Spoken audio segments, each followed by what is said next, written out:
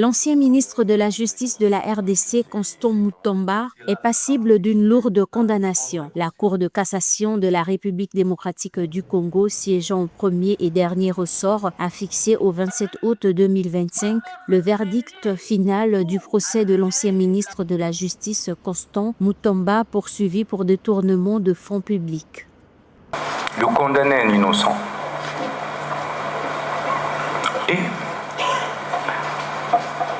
de l'acquitter en entrant dans l'histoire par la grande porte. Par la grande porte.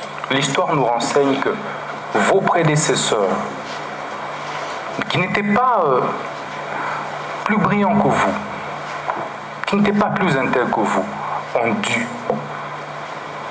faire valoir la justice et la vraie justice. L'ex-ministre de la Justice, Constant Mutamba, est poursuivi de détournement de 19 millions de dollars de fonds destinés à la construction d'une prison à Kisangani, chef-lieu de la province du Chopo, au nord-est de la République démocratique du Congo. La justice reproche à l'ex-ministre Mutamba d'avoir ordonné un paiement d'une avance de 19 millions de dollars dans une passation de marché de gré à gré qui n'était pas encore approuvée par l'autorité compétente.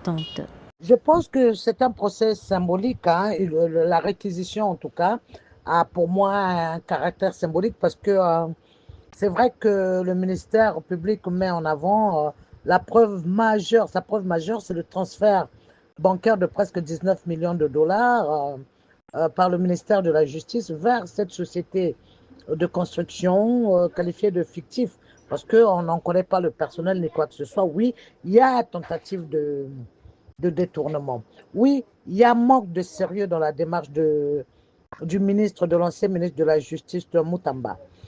Mais je pense que cette réquisition donne l'impression que c'est une justice téléguidée et qui est partie trop fort.